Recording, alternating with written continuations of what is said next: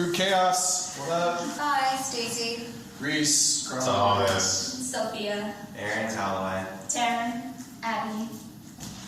Good. Okay, so we're starting with the ghetto. Starting with the ghetto. Alright, so the ghetto by Too Short. We discuss the ghetto over and over again. One of the key things that I got from this song is that it seems like when you're in the first two verses, when he's talking about the ghetto and how to survive, it's in the first verse, essentially, he says that the only thing I know how is to survive. And there's only one rule in the real world, and that's to take care of you, only you and yours. And I feel like that I can relate that back to Jean-Jacques Rousseau, because for Rousseau, it's a lot about natural instincts, and that like one of the key things to survival is that one of the key things to loving, or just living life in general, is self-preservation.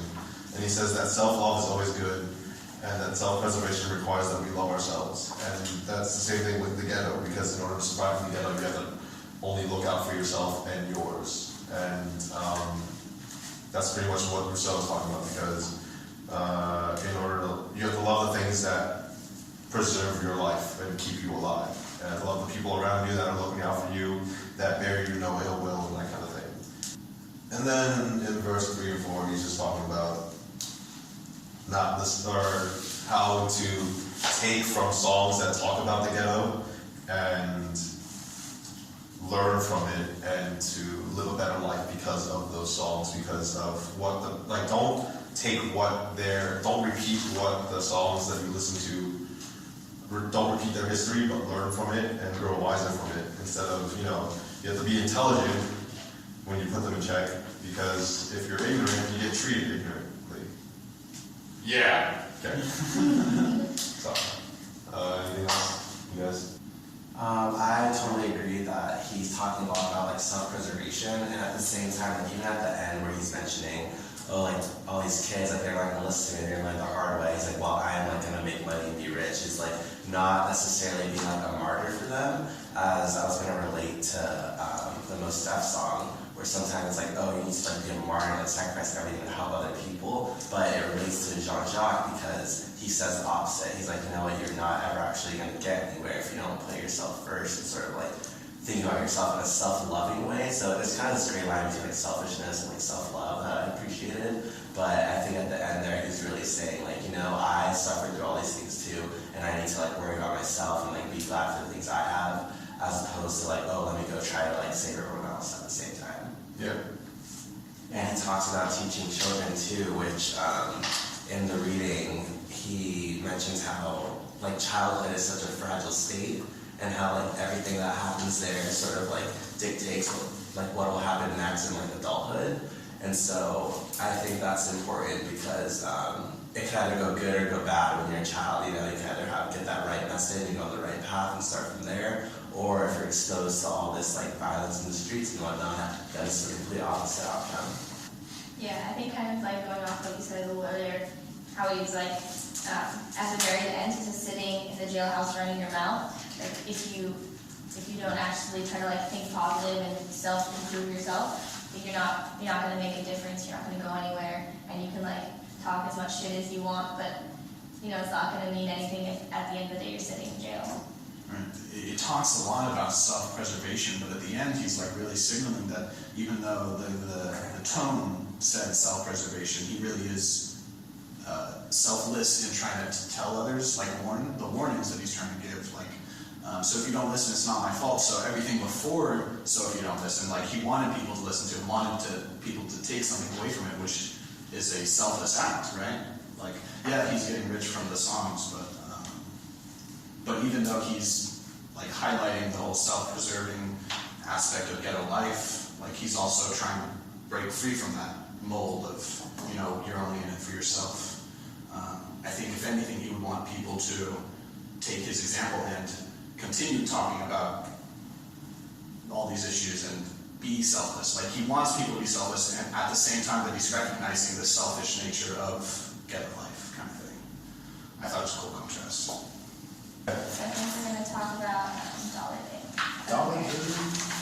So the song Dollar Day kind of goes different from the ghetto, because it's not so much empowering, it's kind of is empowering, but it's in a different light because instead of focusing on yourself, he's talking about more about the community that was left behind after Katrina.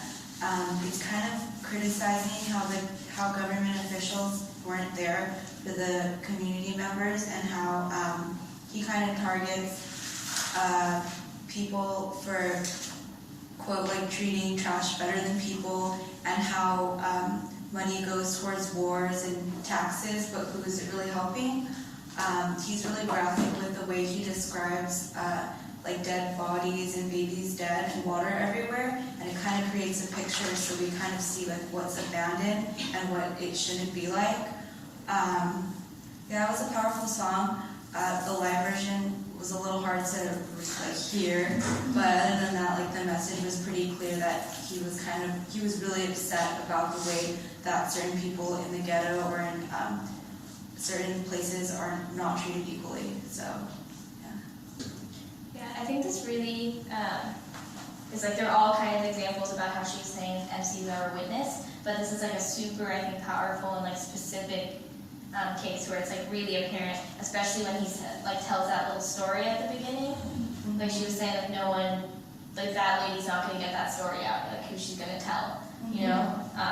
I think like the kind of witness, the MC as a witness is a really powerful way to get the word out because they're already people who have made it and they're famous and they're talking to all these different people and they're respected, and then they're telling the stories for people who don't have that same audience and that same voice.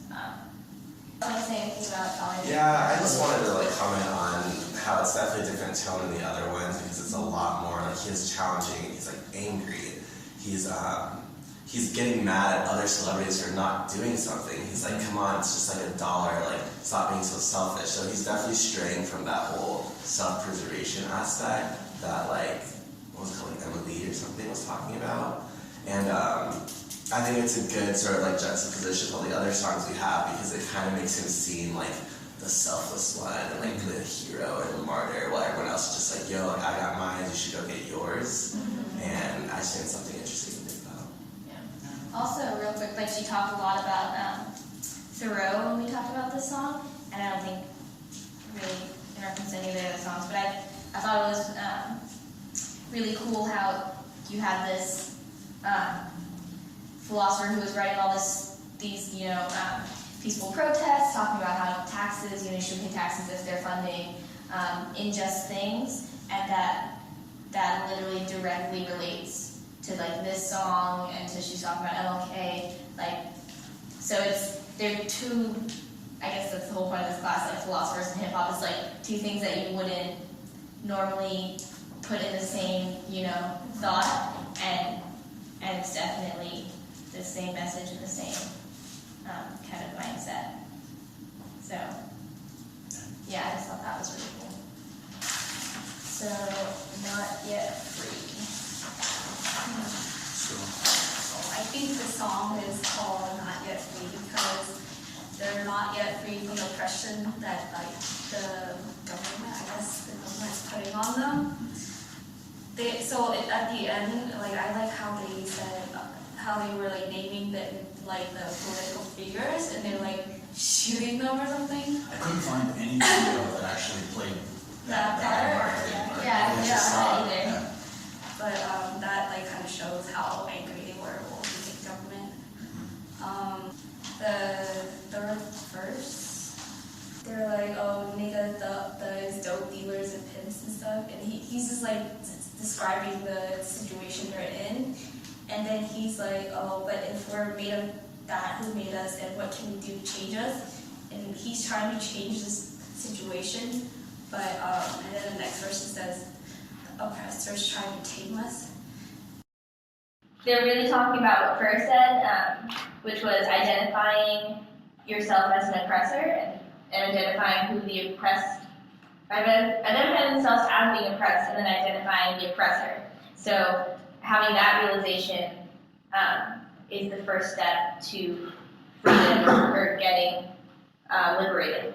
And that's what he's doing when he says the oppressor tries to tame us and all of that stuff. So that's directly from Frere or directly correlating, yes. And we talked about the sort of cyclical nature of being like in the web of the system that is like is negative, you know it is, it's like tarnishing good things, so you almost have like no choice but to keep promoting it, and that's how you're not free because you don't really have like your own stance on the matter, and even if you do, you keep doing the opposite thing because you don't have a choice. You're in prison one way or another.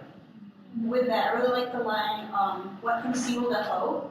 I just didn't get that like really well, but then oh really? It's a type of single to whole.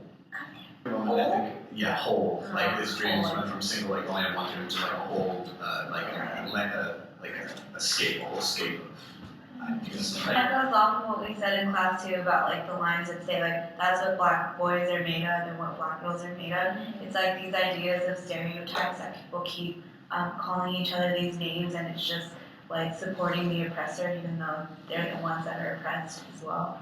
So Yeah, and I think like those lines too, when it's like black boys and black girls, it's before they even get a chance to prove themselves or already being labeled. Like, so it's not based off of their personality or anything. You know, the moment you're born in the ghetto, then you already have all these stereotypes that are tacked onto you. Because they're already been named earlier that we talked about. she said a quote that said the oppressor robs from humanity, and that's true because when you're born, you're just already labeled as like savages or being lazy, even before they have like dreams of their own. So that was really sad. Yeah. Which ties into the whole web part, you know, the leeching, Yeah. the profits, and just like, I don't know if we should talk a little about it too. So, get by. cool. So I really like this one, and right off the bat, there are a bunch of different references. So breaking Biggie's law of crack to seal outside, and you don't sell crack in your own neighborhood, right? Right off the bat. Cracked around in the back of the homes. Smell the musk of the dusk of crack dawn, so hoes, prostitutes in the early morning. We go through episodes 2, but it's like TOO2. That's how I interpreted, like Attack of the Clones.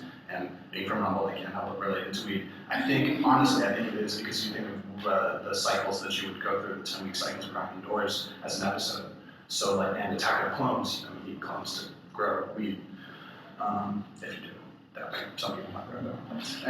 Anyway, so already they're talking about crack selling, prostitution, weed growing, and then the crack of like working, just like straight up jobs. And another line from The Coup in a different song called Dig It, there's a line, black on black crisis is a myth, the crack that did the damage was the one from the whip.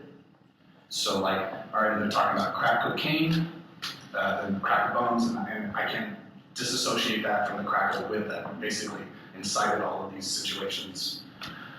And those 4 lead to, the notion that you are doing things, doing these illegal things, doing these like distasteful things just to get by. Okay? And that's like for life in the hood. And the line afterwards, commute to computer, spirit sale, I stay mute while Eagles spread rumors like the fake patriots spreading the quote unquote news. That kind of thought, like that is like the way that essentially white people can relate to this. Then it goes on, shit gets hard, and anytime things get difficult, he just thinks about his grandma who raised his mother and 2 sisters in worse conditions, and it just makes him feel better, pretty much. Then it goes on, second verse, we keep it a gangster, all that shit. Basically, he's not distancing himself from the kind of introspection that he wants everybody to like take on when they're talking, like thinking about what they're saying. So like he says, we keep it a gangster, not you guys keeping it a gangster. Like I'm part of it too, which is kind of potentially unlike T.I. or Nelly in that video that we saw in class. Like I didn't watch the rest of it, but they very well could have thought, I'm not part of it, like I'm not contributing to it, but bullshit T.I. Bullshit T.I. Come on. Then the next part, our activism attacking the system, the blacks and Latins in prison. These were other typos that was super important.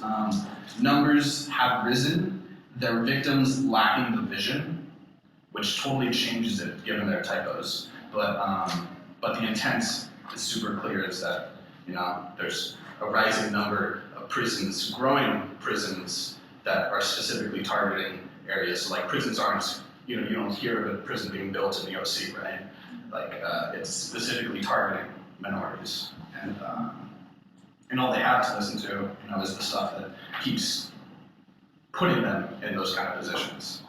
Then, he has a few lines from "I let them know we missing you" to "I ain't bullshitting you." That's basically talking to the inmates and telling them you're still important and your position is important, which like ties into the whole Frere idea, which when I was looking up the actual correct lyrics, I found a quote from Frere from referring to something else. Washing one's hands of the conflict between the powerful and the powerless means to side with the powerful, not to be neutral. So like, just by not addressing it, you're already contributing to the power that oppresses. So if you're not part of the solution, you're part of the problem. Exactly. So, which is like pretty much, what do we call it? That's the conundrum in this one. You have to get by, but by getting by, you're contributing to the things that keep you in the situation that breaks your back just in time. What does the chorus mean? I don't get it. The whole chorus. So, like, the chorus speaks to his notion that we get high on all types of drug when all you really need is love. So, like, he is loving himself. He wakes up feeling great. I don't need to smoke. I don't need to drink. As awesome as they are, I'm a better person without it. And like, all I need is love. That's ultimately what I think is his message in this. And all we need is love. But in order to recognize how to love one another, we have to be able to sympathize and empathize with other situations, right? I have a different take on the chorus, but because he says it at the end, but earlier he doesn't mention the love stuff, and it's almost his fall from grace every time. He's talking about how he wakes up feeling energetic, like I'm like, things are good, things are bad. He's like, but like, I have my goals. He's like, I'm not gonna do this, not gonna do that. But then he's like, I get to thinking, I've got my reasons just to get by because of everything he mentions, how like, we're all like hurting ourselves, like drugs, like violence, like all that stuff, like even just like feeling like shallow or like locked up or like in prison in many ways. All those reasons, he's like, you know what, I guess I can't go smoking, I can't go drinking. And so like, I thought it was a really cool chorus because like it sounds like it's really optimistic and great, but then he's like thinking, he's like not today, I just need to get by. Yeah, that's definitely how I took it, where it's, even though maybe he has good intentions, it doesn't matter because he's in the situation where to get by the standards of where he is, he has to do all of these things. And I think the getting by isn't actually like a real thing. Like they don't actually need to do that to get by, but that's part of what Frere was talking about, the kind of fear of freedom, where they're just perpetuating the stereotype and this way of life because maybe when they do make it out or get liberated, what's there for them. Everything they know is behind them and where they left it. And if they get by, maybe they're thinking they're going to be in that world of the oppressor. You know what I mean? Going outside of the institution or around it, and because the institution or whatever is oppressing them, it's made in a way where that's really, really difficult. So even though they're like, I'm not going to stop, I'm gonna do better. They can only keep that up for so long before they're beat down to do what they're doing again. So the last bit, the line, when the people decide to keep the disguise, can see the eyes, see the evil inside. It's not just the evil inside that tells them to drink and smoke and stuff, but also the evil that's inside of the institutions that keep them. It's the same thing, just keep them making those choices, and without being able to accept that it is a veil and like the idea of getting rich, fuck bitches, get money.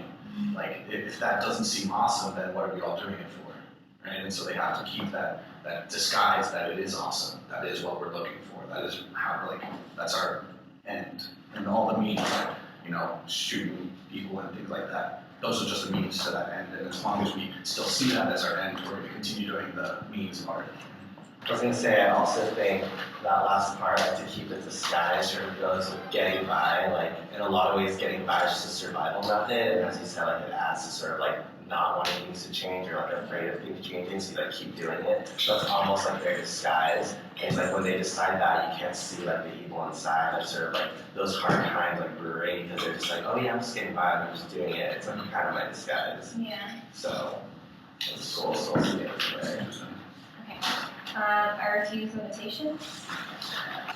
So this song and kind of a lot of other songs we're talking about like this system, this idea like the system that oppresses us. I think the Coop song says it.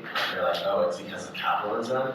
And even in the reading, he's like, you know, life is so short, and like when you realize that it's ending, it's like it's still too short, and when you're in it, you're just like working, sleeping, you're like doing all these other things, and you're just not even enjoying it. And so I think this week is great for us because we're seeing through all these like songs how it's like a social commentary almost, how there's this like grander system at play.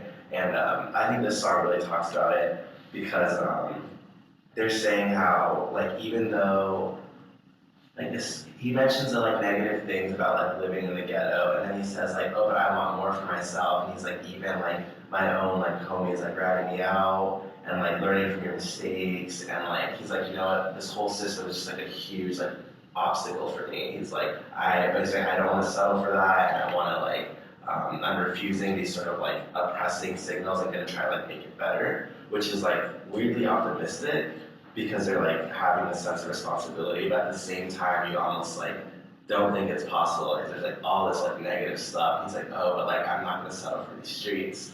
But they're sort of like saying how it is a system, and that with like all the other things we're reading, it's like, what can you really do about it? And although this is like the only song that really sort of, whether it's like mentioning self-preservation as a way of like being out, or like, you know, calling out the stars to like do something about it, like this is the only one that like makes it very personal, like I need to do this for me. And I just think it's a little sad, even though it's optimistic, it's a little sad because it's sort of lacking like, 3 minutes.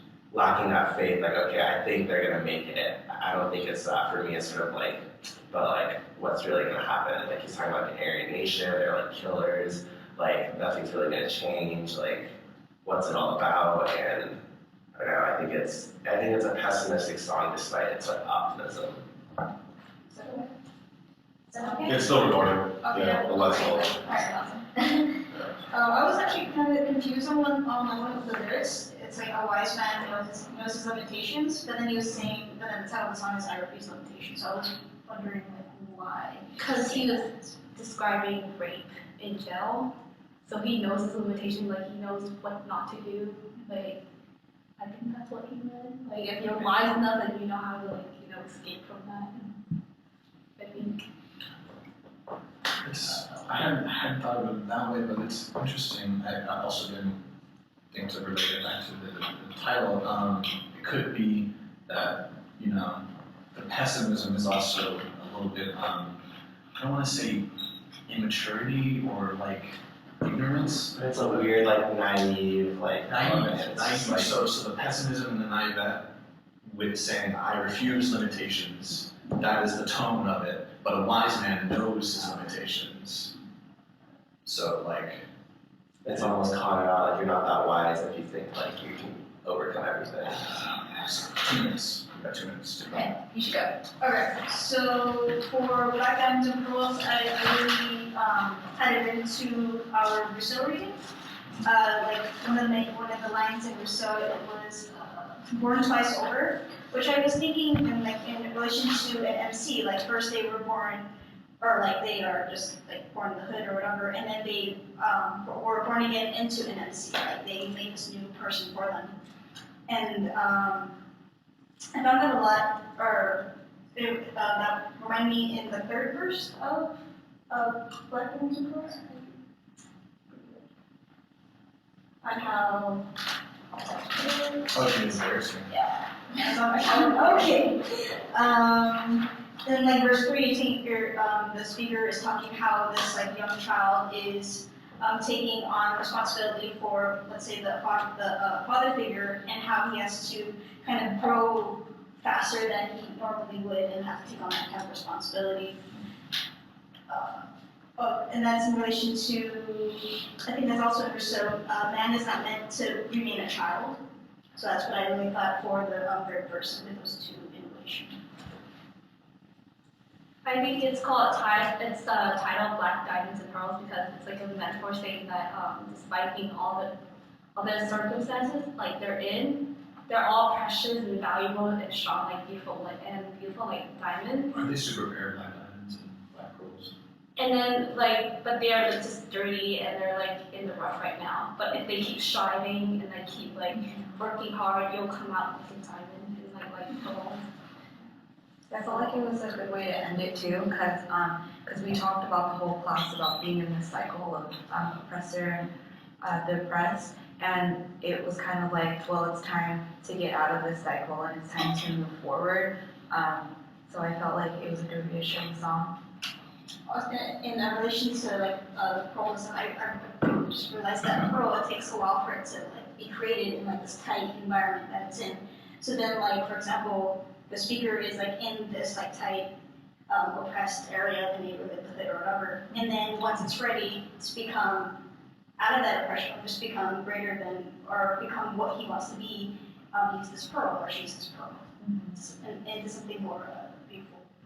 Even diamonds are like made more refined by like its continuous like beating and wearing down, and like that's what makes it like shinier and more valuable. That's 30 minutes overall. We can still talk about Wu-Tang. Sure. 30, 35 minutes. Is that, must be just to cut out anyways. Yeah. Okay, so the Wu-Tang song we didn't talk about in class, we didn't listen to it, but I thought it was a good one to kind of end on because it's talking about all of these struggles and all of the things we've seen in all of these songs, and then kind of saying you have to overcome that, realize that you're on this wrong path. At some point, it's to figure out I went on the wrong route. So kind of doing that realization, and then at some point he says he ready to give up, so I seek the old earth, and old earth might be like his family, or maybe he's getting advice from someone who explained working hard may help you maintain, to learn to overcome the heartaches and pain, and the heartaches and pain are all of those things that we've heard in these songs that are causing them heartache and pain. And he goes on to say, stick up kids, corrupt cops. So he's not saying that they're really hard things to overcome, but he did it. So it says, leave it up to me while I be living proof. And so he's that challenger, that advocate that she was talking about, the MC as a champion, that's what she said it was. So someone who's kind of like, look, it can be done. I did it, and I did it and it was easy, or I was on the right path all along, but I just made all these mistakes, and you shouldn't. But even at the end, he kind of said, and ain't shorty's running wild, smoking, such drinking beer, and ain't trying to hear what I'm kicking in his ear. Good luck for now, it's gotta be accepted that life is hectic. So he's kind of, I think, it's kind of humbling in a way, because he's telling them this is what you need to do, but he's not expecting like your life is going to change because you listen to this song. You know, this song is about overcoming and things that I've gone through, but I know a lot of people are just going to take it as a song and it's not going to change them. But like when you look back, you're gonna be like, hey, I should have listened, you know, because life is hectic, like you say, like it's crazy. So I thought that was really cool that he was not coming from a place of I'm better than you, or I'm teaching you, you know, who's like, I get the way you are because I was there. So I don't know. That's what I got with it. I think despite its sort of like shallow overtones, like when I first saw this, I was like, oh, like Cash was everything around me. Yeah. I feel like now it's this weird like meta awareness of like, you know what, Cash does with everything around you. Like Yeah. you're stuck in like a capitalist system. Like if you want to get out of it, you need to like work hard and like overcome that stuff and not just like get caught up in like dead ends. And so it is preaching that in a sort of weird, ironic way that I kind of appreciate.